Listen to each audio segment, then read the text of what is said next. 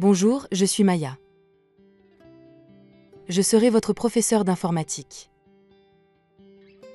Avez-vous une question? Oui, Maya, qu'est-ce que le spoofing? Le spoofing, ou usurpation d'identité en français, est une technique utilisée par des attaquants pour masquer leur véritable identité en se faisant passer pour une autre personne, un appareil ou un service. Il existe plusieurs types de spoofing, chacun exploitant différents aspects des technologies de communication. IP spoofing, usurpation d'adresse IP, où l'attaquant envoie des paquets depuis une adresse IP falsifiée. Email spoofing, usurpation d'adresse email, où l'attaquant envoie des emails en utilisant une adresse falsifiée pour tromper le destinataire. DNS spoofing, usurpation de DNS, où l'attaquant modifie les enregistrements DNS pour rediriger le trafic vers un site malveillant.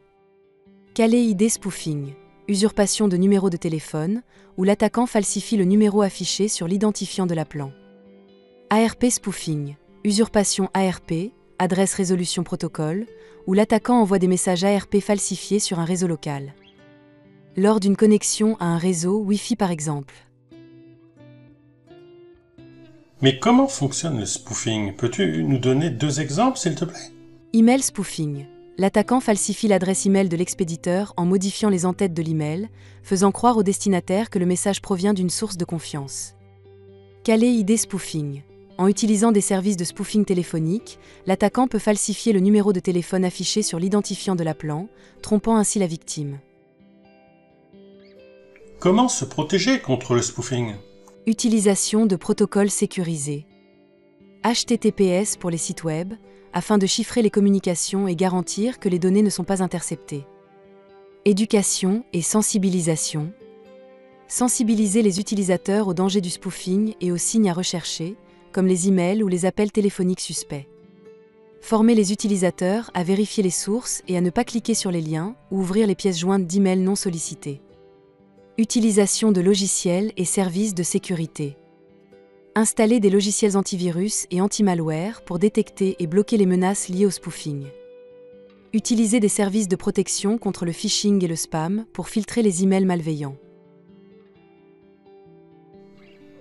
Nous allons détailler 5 exemples précis de spoofing. Vous recevez un email apparemment envoyé par votre banque, vous demandant de vérifier des informations sensibles en cliquant sur un lien. En réalité, l'email provient d'un attaquant qui a falsifié l'adresse de l'expéditeur pour qu'elle semble provenir de votre banque. Le lien dans l'email mène à un site web de phishing qui recueille vos informations confidentielles. Protection. Toujours vérifier l'adresse email de l'expéditeur, ne jamais cliquer sur des liens suspects et accéder directement au site officiel de votre banque via votre navigateur. Utilisez des services de protection contre le phishing et le spam pour filtrer les emails malveillants.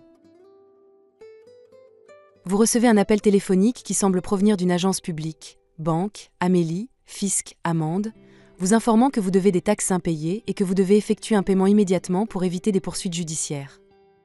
En réalité, l'appel provient d'un escroc utilisant un service de spoofing pour falsifier le numéro de l'appelant. Protection. Ne jamais divulguer d'informations personnelles ou effectuer de paiement à la suite d'un appel non sollicité. Toujours contacter l'agence concernée directement en utilisant les numéros officiels disponibles sur leur site web. Vous téléchargez un fichier depuis un site web qui semble légitime, mais le serveur de téléchargement a été compromis par un attaquant qui utilise l'IP spoofing pour envoyer des paquets de données malveillants. Vous téléchargez alors un fichier infecté par un virus ou un logiciel malveillant. Protection. Toujours télécharger des logiciels et fichiers depuis des sources officielles et sécurisées. Utilisez un logiciel antivirus et effectuez des analyses régulières. Vous essayez d'accéder à votre site bancaire en tapant l'URL correcte dans votre navigateur, mais un attaquant a compromis les serveurs DNS locaux et redirigé votre requête vers un site web de phishing qui ressemble exactement à votre site bancaire. Vous entrez vos identifiants de connexion, qui sont ensuite capturés par l'attaquant. Protection. Toujours vérifier que l'URL et le certificat SSL, TLS du site web sont corrects. Vous vous connectez à un réseau Wi-Fi public dans un café. Un attaquant sur le même réseau utilise l'ARP spoofing pour intercepter les communications entre votre appareil et le routeur. L'attaquant peut ainsi surveiller et modifier le trafic de votre réseau, capturant potentiellement des informations sensibles comme des mots de passe et des données bancaires. Protection. Évitez d'utiliser des réseaux Wi-Fi publics pour des transactions sensibles.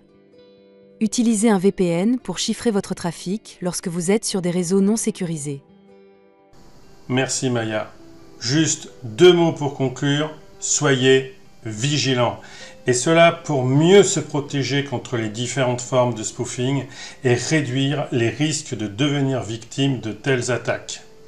Merci à tous mes petits camarades pour avoir préparé cette vidéo en s'aidant de PowerPoint et des logiciels d'intelligence artificielle.